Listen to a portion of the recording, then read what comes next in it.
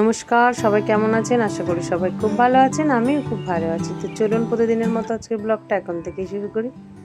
সকাল সকাল মাকে একটু চা বিস্কিট দিচ্ছি। তবে মা কিন্তু অনেকদিন আগে থেকেই চা খাওয়া বন্ধ করে দিয়েছে। তখন প্রতিদিন সকালেই চা আর বিস্কুট খেত। এখন আর খায় না, সময়ও হয়ে ওঠে না। তারপরে একসাথে টিফিনটা করে নিই, তাই মা আর খাওয়ার সময় হয় না, আর খায়ও না। তবে আজকে সকালে টিফিন তেমন কিছু তোড়জোড় নেই, তাই আমি একটু হরলিক্স গুলে নিয়েছি আর মাকে একটু চা বিস্কিট দিয়েছি। মা একটু পরে মুড়ি খাবে। তবে আমি আজকে আর কিছু টিফিন করব না, এই বিস্কুট আর হরলিক্সটাই আমার আজকে সকালে টিফিন হয়ে যাবে। আজকে মা চলে যাওয়ার পরে অনেকটা কাজকর্ম আছে আমি জানি। আর তারপরে ভেবেছি আজকে একটু মাথাটায় শ্যাম্পু দেব। চুলটা অনেক দিন থেকেই চিটচিট করছে, তার উপরে এত প্রতিদিনের ঘাম, বেশ গন্ধ হচ্ছে। তাই ভাবলাম আজ একটু শ্যাম্পু দেবো। তার শ্যাম্পু দেওয়া মানে স্নান করতে আমার কতটা সময় লাগবে বুঝতে পারছেন। তাও এখন তাড়াহুড়ো করে সব কিছুই করি। তাও আজকে একটু সময় তো বার করতে যাবে, আর স্নান করতে গেলেই বাবু উঠে পড়ে, খেতে বসলেই বাবু উঠে পড়ে। আমার এমার্জেন্সি কাজগুলোতেই বাবুকে উঠে পড়তে হয়। তবে যাই হোক, এখন আপাতত মা বাবুকে নিয়ে বসে আছে, আমি একটু শান্তি করে আস্তে আস্তে খাচ্ছি। আর কাকিমা তো কাজ সারছেই। তবে রান্নাবান্না সব কমপ্লিট হয়ে গেছে আমাদের। হারুর বাবাও অলরেডি ডিউটি বেরিয়ে গেছে। তো আপাতত আমি খেয়ে নিয়ে তারপরেই বাবুকে কোলে নেব।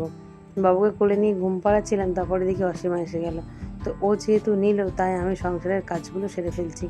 আর বাবু আজকে ঘুমোতেও চাইছে না, ভীষণ খেলা খেলা করবে ইচ্ছে করছে। কিন্তু এখন তো প্রচুর কাজ বলুন তো, আর খেলা করতে গেলেই ওর কাছে বসে থাকতে হবে, নাহলে আবার কান্না করবে। তো এই কাজগুলো সারি, তারপরে ওকে কোলে নেব। আপাতত এখন অসীমার কোলে আছে। আমি টুকটাক কাজগুলো সেরে নিই। কয়েকটা কাপড় হয়েছে, ফের সেগুলোকেও আমি টয়লেট করা, তো তাই ওগুলো ধুয়ে মিলে দেবো ঠিক করেছি। তারপরে আজকে আবার রেশন আছে জানেন। আবার কাজ করতে করতে না প্রচণ্ড ক্লান্ত হয়ে পড়ি। ভাবে মনে হয় একটু শরীরটা সোজা করে শুই বিছানায়, কিন্তু সে আর হয় না। বিছানাতে শুলেও এখন বাঁক করেই শুতে হয়, যেহেতু বাবু যে কোনো এক পাশে থাকে, তো সেই কারণে ওর দিকেই মুখটা ঘুরিয়ে শুতে হয়। প্রতিদিন সংসারের কাজকর্মগুলো করতে করতে যখন ক্লান্ত হয়ে পড়ি না, বলার মতো কাউকে পাই না জানেন, মনটাই খুব খারাপ লাগে।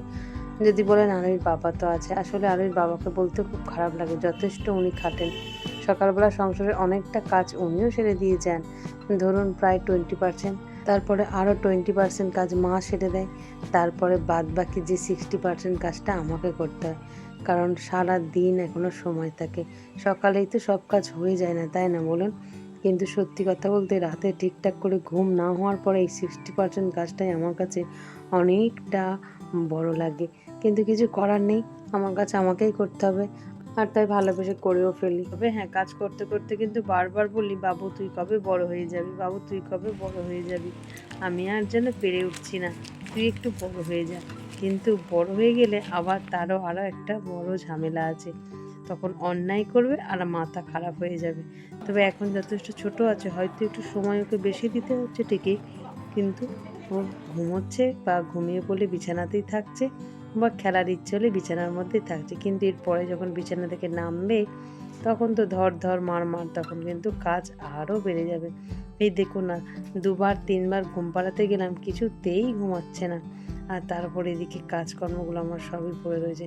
তাই একটু ভাবলাম ফিট করিয়ে দিই, পেটটা ভরে যাক, তারপরে নয় ঘুমোবে। তারপরে সত্যি সত্যি একটু ঘুমিয়েও পড়লো।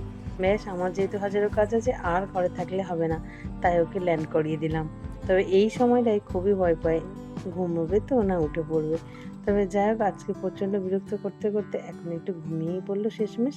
আর আমি চলে গেলাম কাজ সারতে। আজকে আবার দেখো না, একটু বাড়িতে জল নেই, 2টো বোতলও খালি, ড্রামও খালি। তো বাড়ির বাবা আজকে একটা ড্রাম নিয়ে গেছে, দেখা যাক তার মধ্যে যে রেশনটা দেবে। চলুন রেশনটাকে ধরে আনি। আর বাবু যেহেতু ঘুমাচ্ছে, মানসীকে বললাম একটু থাকতে কাছে। তারপরে আমি রেশনটা ধরে নিয়ে এসে স্নান করে ফেললাম, যেহেতু বললাম আমি আজকে মাথায় একটু শ্যাম্পু দেবো। তাই যেহেতু বাবু দেখলাম ঘুমাচ্ছে, তাই আর দেরি না করে শ্যাম্পুটা দিয়ে নিলাম। তবে হ্যাঁ, আমি আসতেই মানুষে চলে গিয়েছিলাম, এরপরে পুজোটা সেরে নিয়েছিলাম। পুজোটা সারতে সারতে মনে হলো চিনিকে স্নান করার জল দিতে হবে, তারপরে বাবুকে শেষে চান করাবো। যেহেতু এখন ঘুমাচ্ছে, ঘুম থেকে উঠুক তারপরে।